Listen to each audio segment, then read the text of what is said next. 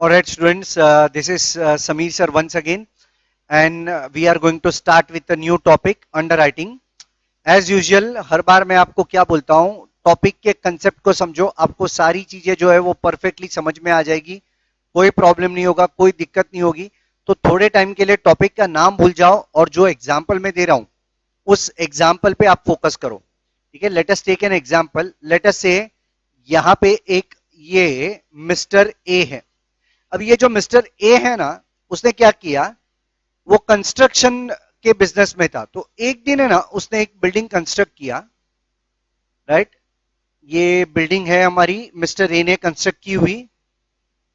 ठीक है, थोड़ा सा इस बिल्डिंग को अपन शेप दे देते हैं सो दैट ये बिल्डिंग जैसा लगे. एंड ये बिल्डिंग के अंदर है ना, लेटर से टोटल 100 फ्लैट्स है. कितने फ्लैट्स है बच्चों? 100 फ्लैट्स है.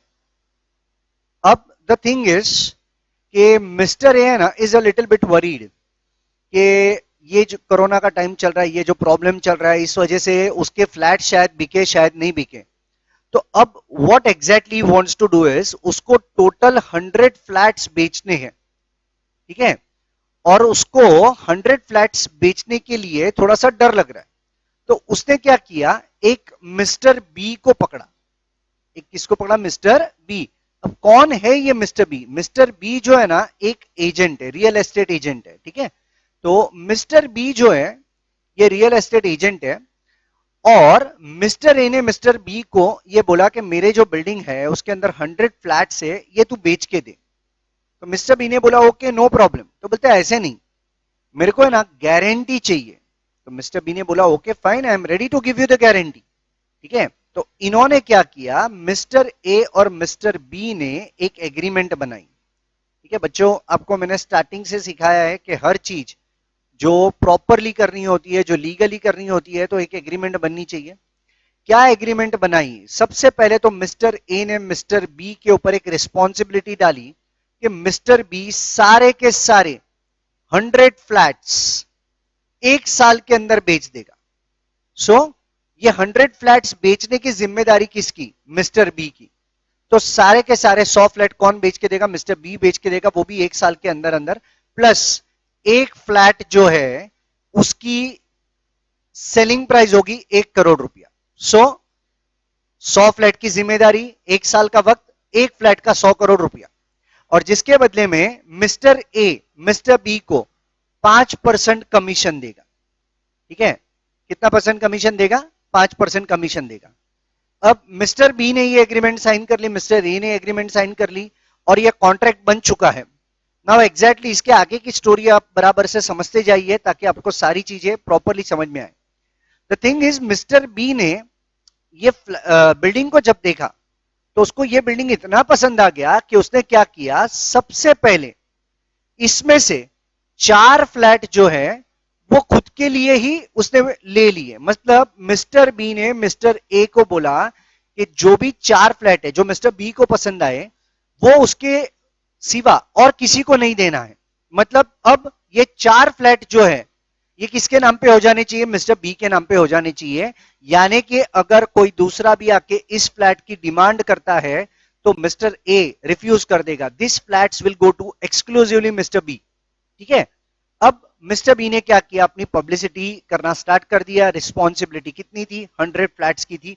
अच्छा, एग्रीमेंट कुछ इस कदर बना हुआ था कि 100 फ्लैट एक साल और 1 करोड़ रुपए का एक फ्लैट. आपके मन में जरूर यह सवाल आएगा कि सर अगर सपोज एक साल खत्म हो गया और मिस्टर बी एक भी फ्लैट नहीं बेच सका, समझो एक भी नहीं, तो क्या होगा? तो मिस्टर ए मिस्टर बी को बोलेगा कि you have to give me 100 flats multiplied by 1 crore, 100 crore rupees. ठीक है, कितने करोड़ रुपए चाहिए मुझे? 100 करोड़ रुपए चाहिए. ये रिस्पॉन्सिबिलिटी किसकी है? मिस्टर बी की. या तो तू फ्लैट बेच, कैसे भी बेच, बराबर है, और मेरे को 100 करोड़ तू दूसरे के पास से लेके दे, या तो फिर तू अगर एक भी फ्लैट नहीं बेच सका तो ये 100 करोड़ मैं तेरे पास से वसूल करूंगा. मतलब यहां पे मिस्टर ए इज एश्योर्ड कि एक साल के बाद उसको ये 100 करोड़ तो या विद इन 1 ईयर ये 100 करोड़ तो मिलने ही मिलने हैं. तो इस कदर एग्रीमेंट बन चुका है. तो अब हम लोग क्या करेंगे, यहां पे थोड़ा सा इस एग्जांपल को और आगे बढ़ाते हुए मिस्टर बी की टोटल रिस्पॉन्सिबिलिटी को एनालाइज करते हैं।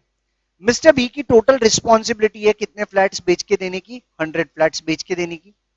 उसमें से उसने 4 फ्लैट तो खुद के लिए ले लिए, तो अब बचे कितने फ्लैट्स, 96 फ्लैट। मिस्टर बी ने पब्लिसिटी स्टार्ट कर दी, सब लोगों को बोलना शुरू कर दिया कि आओ ये बिल्डिंग देखो करके, एटसेट्रा एटसेट्रा एटसेट्रा। तो मिस्टर बी के जो एफर्ट्स है, उस एफर्ट्स को देख देख के, यानी कि उसके नाम से, उनके नाम सुन सुन के धीरे धीरे करके 60 फ्लैट्स बिक गए। धीरे धीरे धीरे करके कितने फ्लैट्स बिक गए, 60 फ्लैट्स बिक गए। तो पहले तो 100 फ्लैट की जिम्मेदारी थी, जिसमें से 4 फ्लैट एक्सक्लूसिवली मिस्टर बी के हैं। बाद में मिस्टर बी ने पब्लिसिटी की, मिस्टर बी के नाम पे लोग आने लगे, फ्लैट बिकने लगे, और इस कदर अब सिर्फ बचे हैं 36 फ्लैट्स। अब बच्चों, जहां तक बिल्डिंग की बात चल रही है, तो आपको यह पता जरूर होगा कि वेनेवर, कभी भी कोई भी एरिया में एक पर्टिकुलर बिल्डिंग जब बनता है ना, तो आसपास रहने वाले लोग जो है ना, वो वहां पे इंक्वायरी करने के लिए जरूर आते हैं। तो ये जो मिस्टर ए ने जिस जगह पे ये बिल्डिंग को कंस्ट्रक्ट किया था ना, उस जगह पे रहने वाले लोग, उसके आसपास के लोग ये बिल्डिंग को देखने आए, और ये बिल्डिंग को देखने के लिए जब आए, तो इसमें से ना, इसमें से डायरेक्टली कुछ लोगों ने मिस्टर ए को अप्रोच किया। अब मिस्टर ए ऐसे तो नहीं बोलेगा कि नहीं नहीं मैं नहीं बेचूंगा, उसको तो फ्लैट ऐसे भी बेचने हैं, चाहे वो बी के थ्रू बेचे चाहे खुद बेचे। तो कुछ लोग ऐसे थे जिन्होंने डायरेक्टली मिस्टर ए को अप्रोच किया, और मिस्टर ए ने डायरेक्टली उनको 20 फ्लैट्स बेच दिए। मतलब यहां पे मिस्टर बी का नाम नहीं आया, लोग डायरेक्टली अप्रोच कर रहे हैं मिस्टर ए को, मिस्टर ए ने ऐसे करते करते करते 20 फ्लैट्स बेच दिए। तो ये देखिए, यहां पे मिस्टर ए के थ्रू 20 फ्लैट्स बिक गए। ठीक है, ए थोड़ी ना रुकेगा, जस्ट बिकॉज बी को जिम्मेदारी दी है, तो ऐसा थोड़ी ना है कि कस्टमर सामने आया और ए बोलेगा नहीं नहीं मैं सोचता हूं, मैं बताता हूं, या आप मिस्टर बी को जाके मिलो, वो बेचेंगे तो ठीक है, एटसेट्रा एटसेट्रा। फटाफट फ्लैट बिकते गए, फ्लैट बिकते गए, तो फायदा क्या हुआ कि पैसा आने लगेगा ना, फ्री में थोड़ी ना फ्लैट देंगे, बराबर। तो इस कदर 36 फ्लैट बचे हुए थे, 36 में से 20 माइनस कर दिए, 16 फ्लैट्स और बच गए। अब ऐसे करते करते करते आखिर वो दिन आ ही गया जहां पे 1 साल का वक्त जो है वो खत्म हो गया, जिसका हम सबको बेसब्री से इंतजार था, और खास करके मिस्टर ए को बेसब्री से इंतजार था। तो अब यहां पे कितने flats are unsold at the end of 1 year, 16 flats are unsold. ठीक है, अब my question to you is very simple, how much money, I repeat, how much money mister A will demand from mister B, या mister B को mister A से कितना कितना पैसा देना पड़ेगा, मिस्टर बी को मिस्टर ए को कितना पैसा देना पड़ेगा, या कितना पैसा मिस्टर ए मिस्टर बी से डिमांड करेगा। थोड़ा सा दिमाग लगाना बच्चों, भावुक ना हो जाना, बी केयरफुल, बराबर है। यहां पे अलग अलग आंसर आएंगे। देखो यहां पे 60 फ्लैट्स तो बिक गए हैं, अरे फ्री में थोड़ी ना कोई देगा, जस्ट बिकॉज बी के नाम लेके कुछ लोग आए ए के पास, तो ए ने जो है वो फ्लैट बेचे ही है ना, तो पैसा लेके ही बेचे होंगे, बराबर है। दूसरे ये 20 फ्लैट्स डायरेक्टली बिक गए, तो ये भी तो पैसा लेके बेचे होंगे। अनसोल्ड कितने हैं, अनसोल्ड जो है वो 16 फ्लैट्स है। ठीक है, तो अब ये 16 फ्लैट का पैसा कौन किससे वसूल करेगा, मिस्टर ए मिस्टर बी से वसूल करेगा। लेकिन लेकिन बी केयरफुल, यहां पे ये 16 फ्लैट का तो पैसा वसूल करना ही है। मिस्टर ए ने मिस्टर बी को ये 4 फ्लैट गिफ्ट थोड़ी ना दिए हैं। ये जो 4 फ्लैट है जो मिस्टर बी खुद के लिए खरीदना चाहता है, इसके भी तो पैसे वसूल करेंगे। तो याद रखना बच्चा लोग, जब फाइनल कैलकुलेशन होगा तो ये 4 फ्लैट की कीमत भी तो यहां पे अपने को ऐड करनी पड़ेगी। तो इसका मतलब there will be total 20 flats जिसका पैसा मिस्टर ए मिस्टर बी से वसूल करेगा। मिस्टर ए मिस्टर बी से कितने फ्लैट्स का पैसा वसूल करेगा, 20 फ्लैट्स का पैसा वसूल करेगा। राइट, ये बात समझ में आई आपको? This is very very very important. क्यों 20 फ्लैट्स का पैसा वसूल करेगा? बिकॉज 16 फ्लैट्स तो साल के एंड पे 1 साल का कॉन्ट्रैक्ट था। ये देखिए आपके सामने 1 ईयर, बराबर है, 1 साल का कॉन्ट्रैक्ट था, 1 साल खत्म हो गया, जितने भी फ्लैट अनसोल्ड थे उसका पैसा तो मिस्टर बी मिस्टर ए को देना ही चाहिए। राइट, तो इस कदर अब क्या होगा, मिस्टर बी को मिस्टर ए को यहां पे 1 करोड़ के हिसाब से टोटल 20 करोड़ पे करने का वक्त आ गया। कितना पे करने का वक्त आ गया? 20 करोड़ पे करने का वक्त आ गया। लेकिन कहानी में ट्विस्ट है। यहां पे और एक बात आपको ध्यान से सुननी है, और वो क्या है कि जैसे ही मिस्टर ए मिस्टर बी को बोलेगा तू मुझे 20 करोड़ दे, राइट, वैसे ही मिस्टर बी ताबड़तोब उसी वक्त उसी समय ए को क्या बोलेगा? तू मुझे 5% कमीशन दे। ठीक है, अब फिर से घोटाला, फिर से संभालना है आपको। You have to be very very very very very careful. ठीक है, अब मेरा सेकंड क्वेश्चन आपकी तरफ आ रहा है कि ये जो 5% कमीशन की बात हुई, देखो मैं यहां पे लिख रहा हूं बच्चों, ये जो 5% कमीशन की जो बात हुई है, this 5% commission, the question is ये 5% कमीशन जो है ये कैलकुलेट किस पे करना है? On what amount we should calculate the commission. ठीक है, तो आप में से अलग अलग लोग अलग अलग तरीके का विचार मन में लेके आएंगे। कोई बोलेगा सर 16 फ्लैट पे कैलकुलेट करो, कोई बोलेगा 20 फ्लैट पे कैलकुलेट करो, कोई ऐसा बोलेगा कि ये जो 60 फ्लैट जो मिस्टर बी ने बेच के दिए उस पे कैलकुलेट करो। बच्चों एक बात याद रखना, ना हम 16 पे करेंगे, ना 20 पे, ना 4 पे, ना 60 पे। हम जो ये कमीशन का कैलकुलेशन करने वाले हैं 5% के हिसाब से, वो करने वाले हैं पूरे के पूरे 100 फ्लैट्स के ऊपर। बराबर, आई एम श्योर आपको ये झटका लगा होगा कि सर आप 100 फ्लैट्स कैसे बोल रहे हो। तो remember one thing, what is commission? Commission क्या है? कमीशन वो चीज है, क्या चीज है कमीशन? कमीशन वो चीज है जो रिस्क लेने के बदले मिलता है। तो यहां पे मिस्टर बी ने रिस्क कितने का लिया था? रिस्क लिया था 100 फ्लैट का। बच्चों रिस्क छे तो इस छे मतलब क्या? अगर समझो ये 100 फ्लैट में से एक भी फ्लैट नहीं बिकता तो बी के ऊपर रिस्क कितने का था? 1 करोड़ के हिसाब से टोटल 100 करोड़ का रिस्क था। बराबर है? क्या रिस्क 60 फ्लैट्स का था? क्या रिस्क 4 फ्लैट का था? क्या रिस्क 16 फ्लैट का था? बिल्कुल नहीं, रिस्क पूरे 100 फ्लैट्स का था। तो 100 फ्लैट्स के ऊपर 1 करोड़ के हिसाब से 100 करोड़ का रिस्क लेने के बदले में उसको ये रिवॉर्ड मिलना चाहिए, विच कम्स टू, अगर मैं इसके ऊपर 5% कैलकुलेशन करता हूं तो which comes to 5 crore rupees. ठीक है, तो 5 करोड़ क्या कैलकुलेट किया हमने? Commission of mister B calculate किया। क्या कैलकुलेट किया? Commission of mister B. अब the thing is, main point ये है कि यहां पे सेटलमेंट कैसा होगा। देखो यहां पे सेटलमेंट के लिए एक है मिस्टर ए और एक है मिस्टर बी। ध्यान से सुनना, मिस्टर ए जो है मिस्टर बी को बोलता है 20 करोड़ दे। ठीक है, और मिस्टर बी जो है मिस्टर ए को बोलता है तू 5 करोड़ दे, 5 करोड़, राइट। तो ए डिमांड कर रहा है 20 करोड़ का, बी डिमांड कर रहा है 5 करोड़ का। अब अगर हम लोग इन दोनों का कंपैरिजन करें तो अल्टीमेटली सेटलमेंट जो है वो 15 करोड़ का हो जाएगा। और ये 15 करोड़ जो है, दिस 15 करोड़ कौन किसको देगा? ये 15 करोड़ जो है ये मिस्टर बी मिस्टर ए को देगा। So 20 minus 5, 15 crore rupees will be paid by mister B to mister A. ठीक है, तो ये जो सारे फ्लैट्स है ये सारे के सारे फ्लैट मिस्टर ए के बिक गए और इस कदर उसका काम कंप्लीट हो गया। बी को अपना कमीशन कैलकुलेट करके यहां पे मिल गया और balance amount is remitted by mister B to mister A. ठीक है, आई होप सो आपको ये सिंपल सा सीधा साधा बिल्डिंग वाला एग्जांपल समझ में आया रहेगा। अगर ये एग्जांपल आपके माइंड में सेट है तो बस अब जो हमारा मेन टॉपिक है अंडरराइटिंग, बराबर है, इसके कुछ इंपॉर्टेंट टर्म्स है उसकी तरफ हम लोग चलते हैं और उस सारे टर्म्स को आप धीरे धीरे करके एक एक करके समझिए।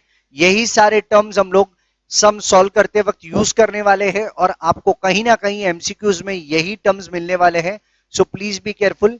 सबसे पहले तो ये जो 100 फ्लैट्स की टोटल लायबिलिटी है, इसको हम लोग पहले तो ये जितनी भी जगह पे मैंने फ्लैट्स लिखा है ना बच्चों, ये जितनी भी जगह पे फ्लैट्स लिखा है ना उसको कैंसल करके मैं यहां पे इंस्टेड ऑफ फ्लैट्स अब मैं क्या वर्ड यूज करने वाला हूं? शेयर्स। तो ये मैं आपको है ना अलग से यहां पे समझाने वाला हूं।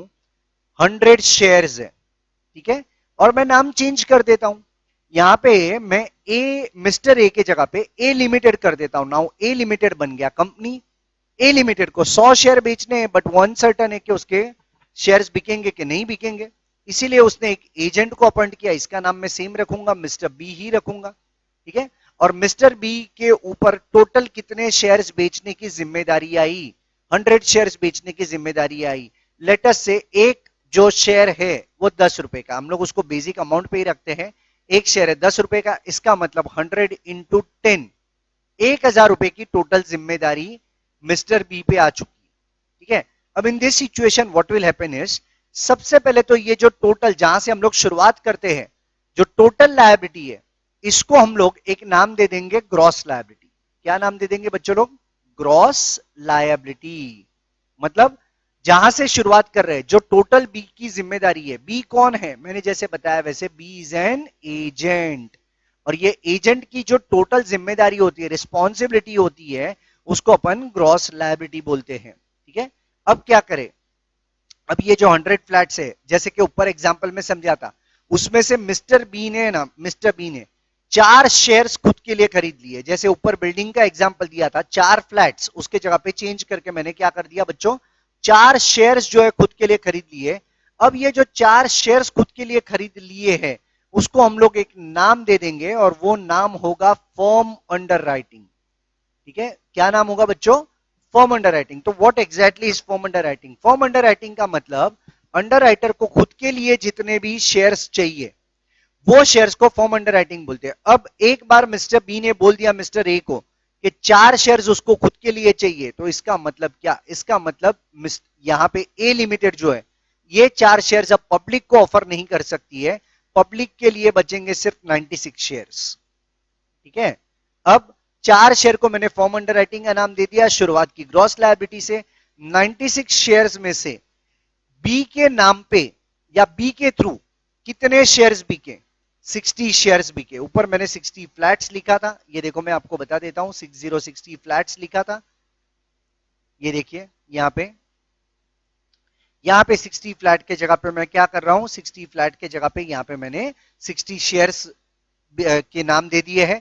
अब सवाल ये उठता है कि सर ए को कैसे पता चलेगा कि ये मिस्टर बी के थ्रू ही बिके हैं, कोई भी आ सकता है ना, तो आपकी बात बिल्कुल करेक्ट है। इसीलिए जब शेयर्स, आपको पता होगा कि जब शेयर खरीदना होता है किसी को भी, तो एप्लीकेशन फॉर्म भरना पड़ता है, उस एप्लीकेशन फॉर्म के ऊपर है ना बच्चों, बी का एक स्टैंप होगा, स्टैंप, क्या होगा बच्चों, बी का एक स्टैंप होगा, थप्पा, ठीक है। और इसको हम लोग टेक्निकली क्या बोलेंगे, मार्क अंडर राइटिंग, क्या बोलेंगे बच्चों, मार्क अंडर राइटिंग।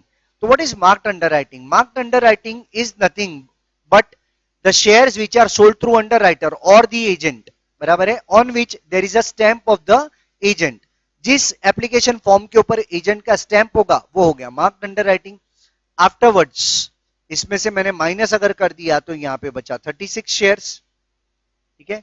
ये 36 शेयर्स बचे हैं यहां पे, आप देख सकते हो। अब सवाल ये उठता है कि ये जो 36 शेयर्स है, राइट, इसका क्या करें। तो इसके आगे अगर आपको मेरा एग्जांपल याद हो तो मैंने बताया था कि एरिया में रहने वाले लोग आके 20 फ्लैट खुद से खरीद के गए थे, वैसे ही कुछ पब्लिक जो थी वो डायरेक्टली मिस्टर ए को या ए लिमिटेड को अप्रोच करती है, और ए लिमिटेड ने directly without any middleman 20 shares बेच दिए। कितने शेयर्स बेच दिए बच्चों, 20 शेयर्स बेच दिए, राइट। तो 20 शेयर्स के ऊपर क्या किसी का स्टैंप होगा, नहीं होगा, क्योंकि ये बी के थ्रू नहीं आए, डायरेक्टली बी के है। तो इसको हम लोग नाम दे देंगे अनमार्क्ड एप्लीकेशंस, अनमार्क्ड एप्लीकेशंस या अनमार्क्ड अंडर राइटिंग, ठीक है। तो what is unmarked, which does not bear any stamp of anyone, any underwriter. तो अब 20 शेयर्स बिक गए, अरे कंपनी को भी तो शेयर्स बेचनी है ना, तो ना क्यों बोलेगा, कोई आएगा तो लेने के लिए, बराबर है। अब बचे कितने, 16 शेयर्स, ठीक है। ये 16 शेयर्स जो है, इसका पैसा ए लिमिटेड मिस्टर बी से वसूल करना चाहेगी, लेकिन तब डोंट फॉरगेट, जैसे हमने 4 फ्लैट्स को एड बैक किया था, वैसे हम लोग क्या करेंगे, यहां पे वो जो 4 शेयर एक्सक्लूसिवली मिस्टर बी को चाहिए थे वो एड बैक कर देंगे, और एड बैक करने के बाद यहां पे हम उसको लिखेंगे। तो टोटल अब जिम्मेदारी आ गई कितने की, 20 शेयर्स की, और इस 20 शेयर्स को हम लोग क्या नाम दे देंगे, नेट लायबिलिटी, नेट लायबिलिटी मतलब फाइनल लायबिलिटी। सो बच्चों लोग देखो धीरे धीरे करके सारे टर्म्स देखो, जहां से हमने शुरुआत की, मैं अभी यहाँ पे ब्लू पेन का इस्तेमाल कर रहा हूं, जहां से हमने शुरुआत की बराबर है उसको हमने क्या नाम दे दिया, ग्रॉस लायबिलिटी बराबर है, jet means the total liability of mister B. उसमें से उसको खुद के लिए कितने चाहिए थे, 4 शेयर्स, तो उसको हमने क्या नाम दे दिया, फॉर्म अंडर राइटिंग नाम दे दिया। ठीक है, क्या नाम दे दिया बच्चों, फॉर्म अंडर राइटिंग। धीरे धीरे करके मिस्टर बी ने खुद के नाम पे शेयर्स बेचना चालू किया। कैसे पहचानोगे, मिस्टर बी का स्टैंप लगा हुआ होगा, इसको हम लोग क्या बोलेंगे, मार्क्ड अंडर राइटिंग बोलेंगे। क्या बोलेंगे बच्चों लोग, मार्क्ड अंडर राइटिंग, यानी कि नथिंग बट जो एजेंट है उसका स्टैंप लगा हुआ रहता है। ठीक है, फिर डायरेक्टली जो शेयर्स बिक गए विदाउट किसी के हेल्प के, वो हो गया आपका अनमार्क्ड एप्लीकेशन, जिसके ऊपर किसी का भी स्टैंप लगा हुआ नहीं होगा, तो ये हो गया तुम्हारा अनमार्क्ड एप्लीकेशन। ठीक है, तो 36 माइनस 20 16 शेयर्स प्लस जो 4 शेयर पहले फॉर्म अंडर राइटिंग के थे वो ऐड बैक कर दिए, नेट लायबिलिटी यानी कि फाइनल जो अमाउंट है वो 20 शेयर्स की आ गई। अब देखो बच्चों लोग यहां पे हम लोग कैलकुलेशन करते हैं, 20 शेयर्स का पैसा ए लिमिटेड बी से वसूल करेगा, तो 20 शेयर्स इंटू 10, 10 रुपए का था ना एक शेयर, ये रहा देखो, तो 200 रुपया जो है वो ए लिमिटेड बी मिस्टर बी से डिमांड करेगा। तो इमीडिएटली मिस्टर बी जो है उसके सामने क्या करेगा, कमीशन डिमांड करेगा। तो let us calculate the commission. बच्चा लोग रिस्क के ऊपर कमीशन होगा, तो रिस्क कितने शेयर्स का था, 100 शेयर्स का रिस्क था। एक शेयर कितने रुपए का, 10 रुपए का, कितना परसेंट कमीशन, 5% कमीशन, एग्जाम्पल देने के लिए बता रहा हूं। ठीक है, तो 100 शेयर्स बराबर है, 100 शेयर्स के ऊपर आपको कितना कमीशन है, 10 रुपए के हिसाब से 1000, 1000 का अपने को 5% अगर गिनोगे तो 50 रुपया जो है वो कमीशन आ गया, और इस तरीके से फाइनल सेटलमेंट होगा 150 रुपीस का। राइट, तो आई होप सो कमीशन कैसे कैलकुलेट किया जाता है, राइट, और कैसे इसका एडजस्टमेंट किया जाता है, ये जो है ये सबसे इंपॉर्टेंट पॉइंट है, ये आपको ध्यान में रखना है। और फाइनल जो है आपका पैसा जो आ जाएगा वो 150 है, जो मिस्टर बी देगा मिस्टर ए को, मिस्टर बी देगा मिस्टर ए को।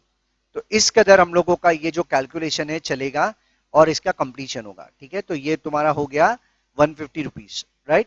सो विद दिस मैंने जो बेसिक टर्म्स थे, बेसिक पॉइंट्स थे, आपको एक्सप्लेन कर दिया। आई होप सो यही सारे पॉइंट्स आपको जब क्वेश्चन के सोल्यूशन में या क्वेश्चन रीड करते वक्त मिलेंगे तो आपको समझ में आएंगे। ठीक है,